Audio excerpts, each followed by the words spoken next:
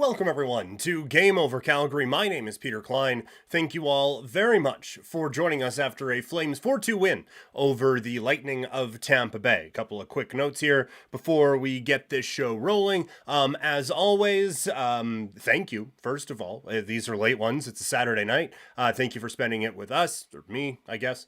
The general us. If you are here, you may as well like the video, and while your mouse, it's just a quick slide over to subscribe. We are getting oh so close, 97.5k right now, which is close to 100,000, which gives us a lot of options to do a lot more fun stuff and make it a lot more fun with you guys. So please do all of that, and then share this video, as I don't know how many more of these we're going to get to do. Not game overs, we're doing those all season long, but game overs after Flames victories. As already, Drums Games and the Calgary Flames says in there, I'm assuming that's a government name, but our tank ambitions are getting ruined. Sigh. And I will tell you, Drums Games and the Calgary Flames, I will tell you why this is actually a positive for the tank tonight. The 2 points is obviously difficult, but whatever. We will get to why this was an important win for them, their kids out on the Flames. A couple of the kids who stepped up in big time ways, some of the more unsung heroes of this game, and we will get to your questions at the end of this one in the presser. As always, my name is Peter Klein. You can find me on social media, Twitter, Instagram, and TikTok. I am at Primetime Klein. All right, let's get into this one. And I think the story of the game and the story of the last few games, positively from the Calgary Flames, has been the play of Yegor Sharangovich. Ye-goal Sharangovich, as someone, as KQ has in the chat here, Sharangovich as well. Ye-goat Sharangovich, as I tried to throw out there tonight. A very nicknameable name, but he is out there getting the damn thing done, as he has been such a bright spot for the Flames. And that has been... There's not many of them so far this season, but he has absolutely been a bright spot for this Calgary team. As J Money says, Tate needs to be at every game. Yes, I guess I am bearing the lead a little bit, as pop phenomenon Tate McRae was at the game this evening. Calgary certainly wasn't greedy with the goals tonight, as they score but 4 in this one. You have no idea how badly I wanted the Flames to get a goal at 10:35 of one of the periods in this one. But, I mean, that's just, that would have been a bit too much on this night. I was thinking of doing this as a full stream of, Tate McRae references, and I have a surprising amount, but I decided to just go straightforward, because that's a great performance by the Flames. And again, to get back on track, a great performance by Yegor Sharangovich, who has been everything you could want from the Flames. And I love the path that he has been taking this year for the Flames. He starts out on that fourth line as the center with Greer and whoever, and that was something that I was frustrated with, because the argument for bringing this kid in the Toffoli trade is he wasn't going to get the opportunities in New Jersey. He scored 25 goals before, so bring him in and give him more opportunities. And the more opportunities, although they were good tonight, is not the fourth line, but he proved that he can play there, and he has worked his way up. And you can see the trust they have in him. He's out there, even after a turnover that leads directly to a goal tonight, he is out there getting the job done with the other team with their net pulled, right? With their goalie pulled, sorry. He's been in those spots all season long. He's out there killing penalties. He has worked his way very quickly, worked his way up this lineup, and that is something I think that you like to see. I know we were all frustrated with the utilization of some of the young kids last year, I guess specifically Matty Phillips, and while it would be it's nice to put those kids in the great situations, right? But I always argued, not everyone who gets called up can go play with Johnny, right? Not everyone who gets called up. Now, there wasn't a Johnny last year. I don't know what the positive line was for Calgary a season ago. But this year, not everyone can play with Kadri and Zari, right? Not everyone is going to get those opportunities. So you have to kind of take what you are given and try to make the best of it. And for Sharangovich, he has absolutely taken what he is given and made the most of it. And now he's being put in a position where his skill set thrives. That shot is heavy. It is an absolute weapon, and it's something that Calgary, even with Toffoli, they didn't have a lot of that. They don't have a lot of guys who, to steal a basketball term, they don't have a lot of guys who can score from distance. This is a team that kind of has to score ugly. But Sharangovich has a shot that is pure beauty, and he is able to get that one in there. And it adds a real interesting dynamic to this Flames team. And I know there's been a lot of talk in this market about, is he a member of this core or anything like that? I'm a big fan of this kid and what we have seen from him so far this season. And I think like sky's the limit for what he could be right now, given how he is playing and given the offensive upside. Like I'm not, sky's the limit might be a bit much. He's not going to score like 50 or anything like that, but this is the type of offensive player that really helps you win and can get really hot really quick, as we are seeing right now from a Flames standpoint. The other one who steps up in this game is Connor Zary. And while we are all very excited about a 4-2 win over the Tampa Bay Lightning, there was a stretch where it looked like this would be a much different stream this evening with a lot of swear words and frustration going on. But Connor Zary is able to go in and kind of calm things down. Now, it's not all his doing. A lot of it is Vasilevsky just whiffing. But Connor Zary gets a big goal at a big time, and I have loved this kid's game as well. Like, you have Zary with Hagel all over him coming in, and sometimes you try to pass for the perfect shot.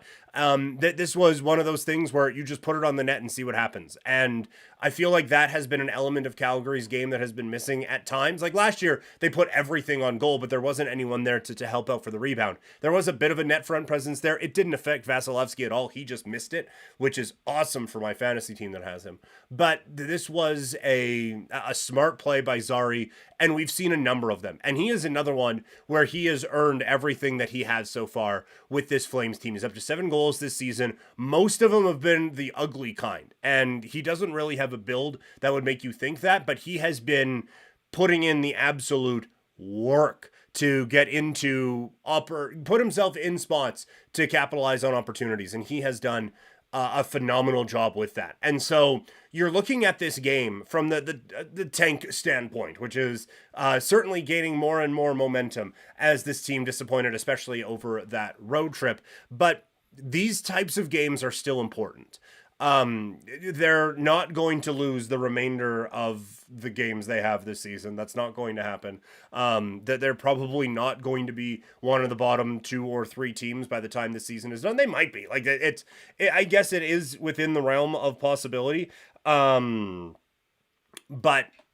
I don't think this team is going to be able to outsuck some of the teams that are actively trying to suck this season. And so again, they're just not going to lose all these games. B, these types of games are important because I do think in having shows with former players and stuff like that, I do think learning to win is a thing.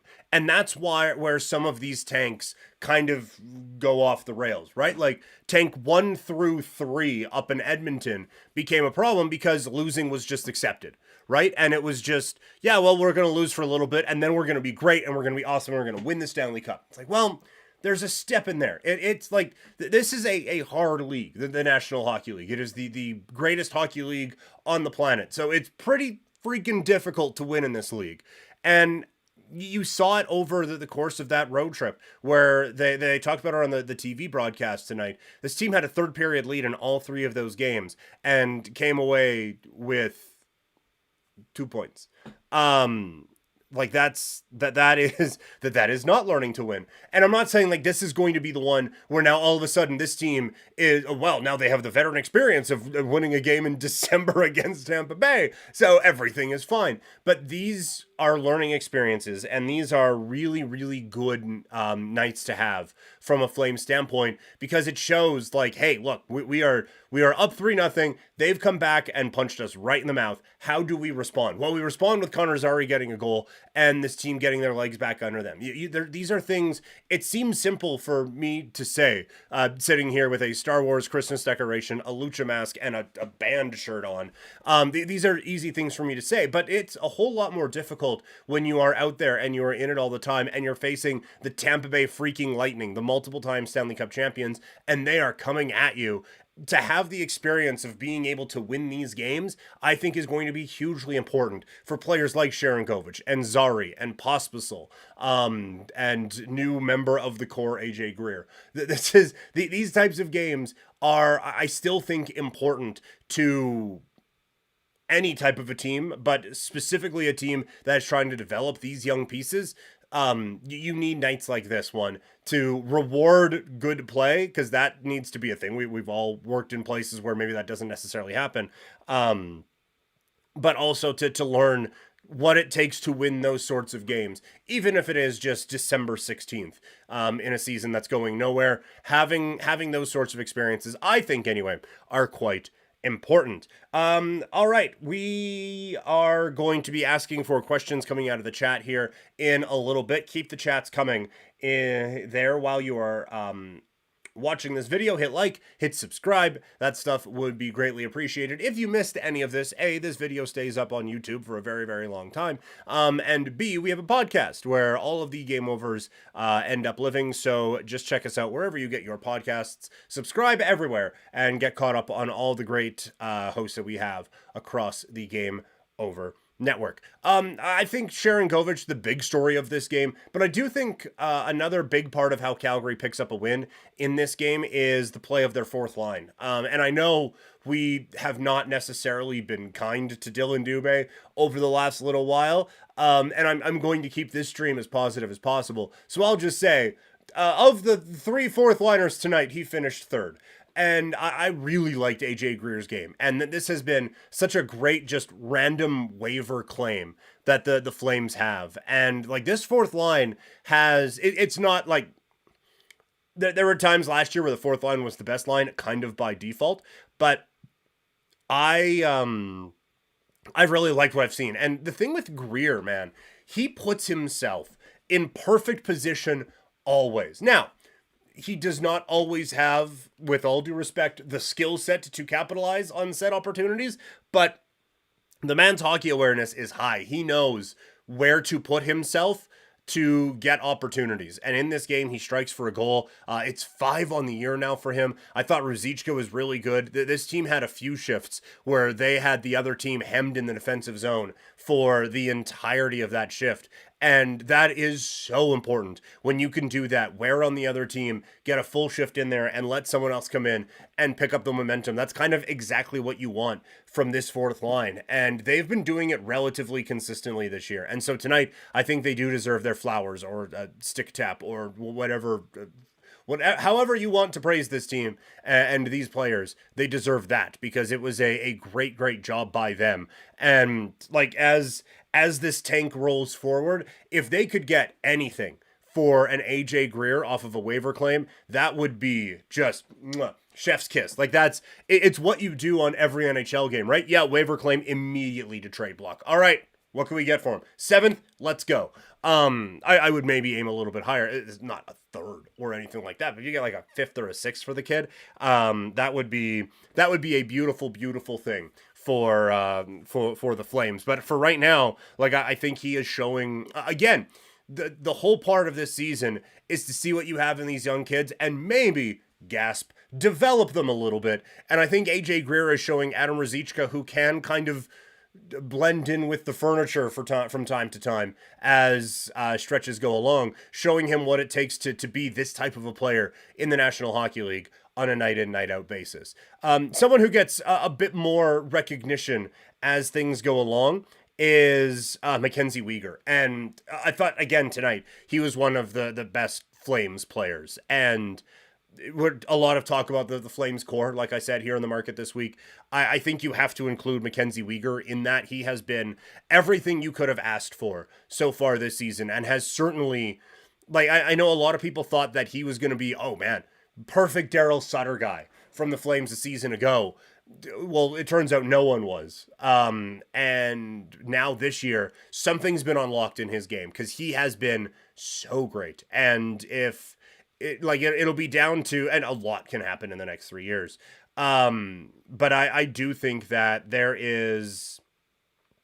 I do think there's going to be a bit of a discussion as it sits right now between either Rasmus or him to be captain once Michael Backlund's time with the Flames is done. But like, I think the world of this kid. I think that you can start to see him unlocking a bit of that potential, especially offensively, man. Like, he skates with the puck so well. He's got a really good shot that just gets through always. And there's just so many aspects of his game that you really like. This blue line is going to be ever changing as the season goes along, but he is going to be a really, really great part of that. And as KQ points out in the chat, since he played for Team Canada, I think that is an excellent observation. I would say that was a very important, I think, stretch for him, was the Team Canada experience. And I think like that was a big part, like a big part of Michael Backlund's kind of development as a player. Because like we all love Backlund now, that was not the case here for a very long time. And I think a big part of Michael Backlund kind of finding his way was playing at the World Hockey Championships. And like even going back, Jarome Iginla really became like Jarome Iginla in capital letters when he went and played at the Olympics. And he was like, oh, I kind of belong here. Like I fit in with Joe Sakic and Mario Lemieux. And I deserve to have Bob Cole calling my games and stuff like that. So I do think that there is something to that. Now, luckily for the Flames, they're going to have a lot of opportunities to play in the World Hockey Championship over the next 3 to 5 years. So hopefully a few more guys can get experiences like that. But no, that's an excellent observation, KQ. And I think that Mackenzie Weegar has carried that over into this season, and he has been absolutely exceptional. There's some goalie conversation going on in the chat right now. I was going to put that here, but maybe I will save that now for the presser coming up. Overall, just a quick wrap of this game. This is, like I said, the type of wins that you look for from young teams to see how the development is going and just learn how to win. These are the types of nights that I really get excited about when you see the young players contributing against the really good teams. And I would still, even though they're not a playoff team, I would still factor Tampa Bay into that. Even though this was a bit of a tale of two games and like Tampa Bay came back. And this was not peak Tampa Bay performance by any stretch. They had 0 legs under them for 20 minutes, but they pushed the Flames and the Flames pushed back. And you like to see that from a Calgary perspective. So one more time, we are now going to call for the presser. Send your chats in there right now. And like this video, subscribe, share it with your friends. I think we got some pretty good stuff between myself and Audie on this, and we want to keep these things growing into 2024. So let people know of the awesomeness that you're experiencing here tonight on a Saturday night in Calgary. And while you're at it, subscribe to the podcast as well. So this one was asked, where is it here? Lane Sheck asks, what do you want to happen with the goalie situation once Markey is healthy?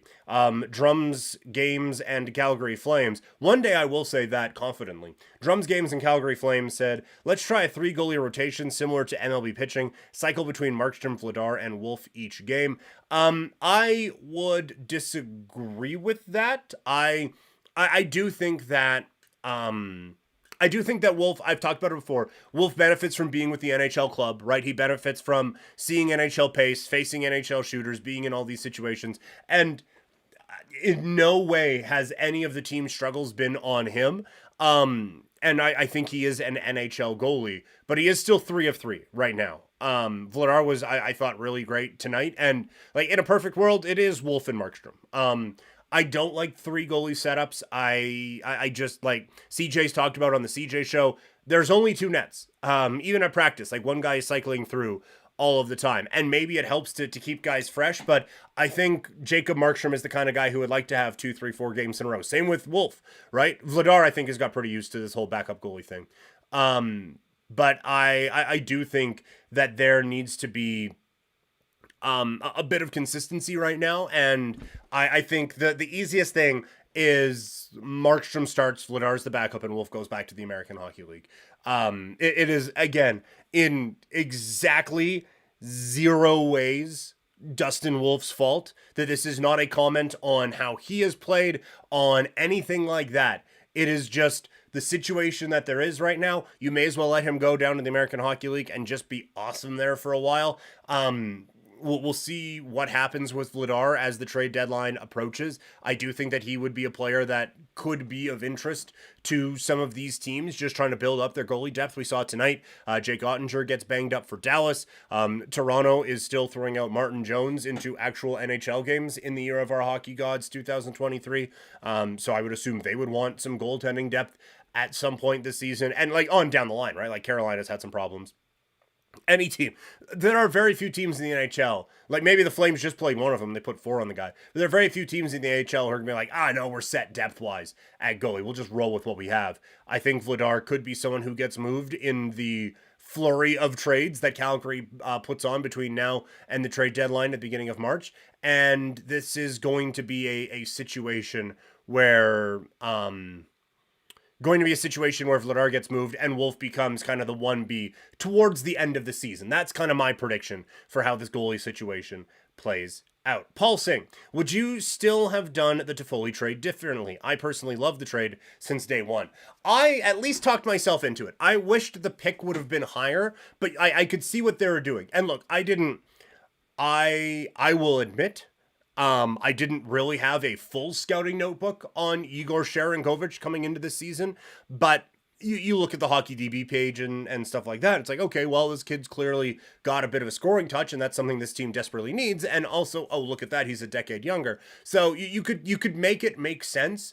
So I didn't hate it as much as some did. There certainly was a bit of a, around it, and it felt like it was the first piece to fall and then nothing else after it happened. So for me, I think a lot of my criticism around the trade was just the inactivity after it. I didn't rush out and get a Sharangovich jersey or anything like that, but I thought it was an okay trade. And yeah, you do look at it differently now, as Sharangovich has shown that he can still actively produce at an NHL level on a team that is still for now trying to win hockey games. And he is up there with Elias Lindholm, who is an important piece of things with Calgary, and up there with Mangiapane. Like, he is in a prominent spot already and is producing. So I'm not going to say absolute home run, but I look at it a little bit differently and a little bit more favorably, obviously, from a Calgary Flames standpoint.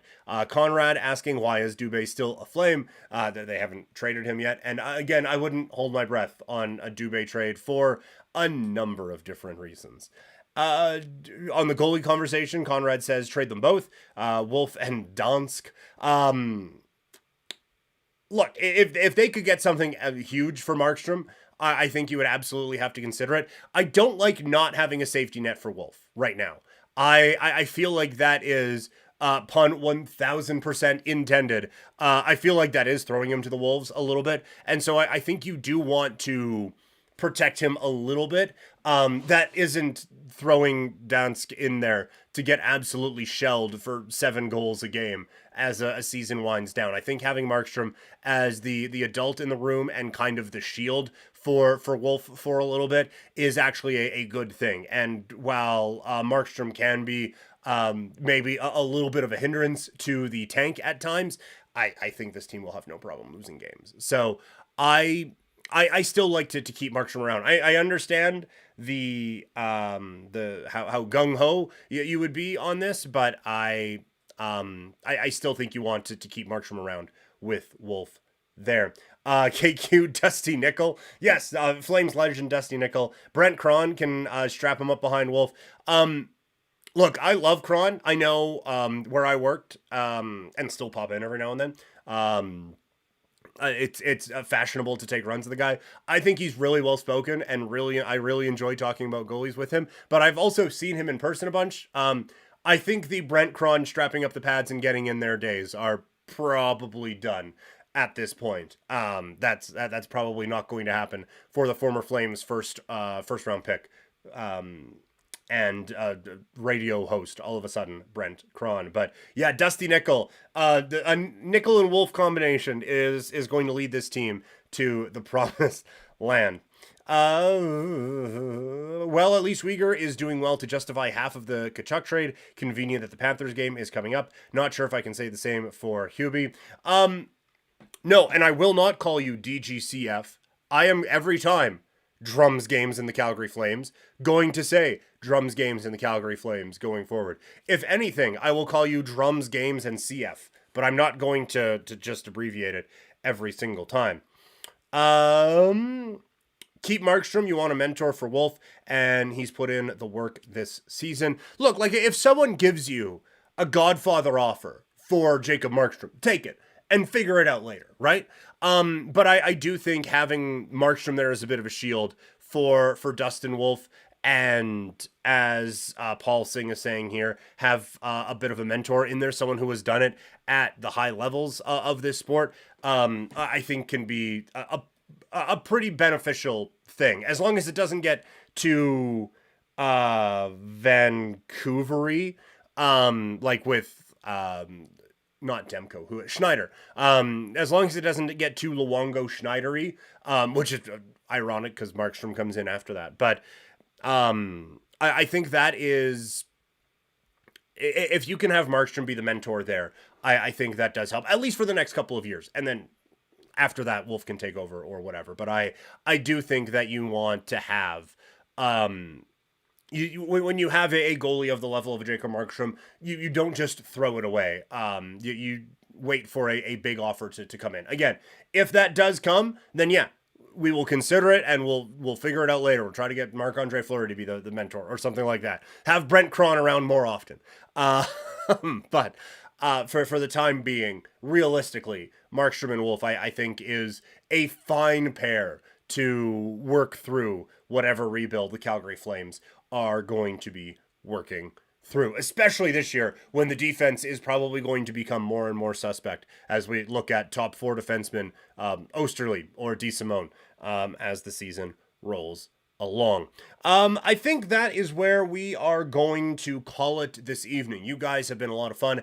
As always, up next for the Calgary Flames is a matchup with the Florida Panthers. That game is coming up on Monday. It'll be a 7:30 start. I will be right back here with you talking about the Mackenzie Weegar trade. That's how we're going to refer to it, the Mackenzie Weegar trade.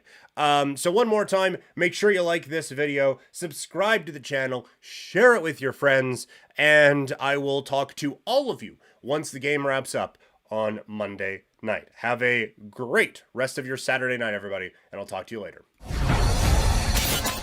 Game!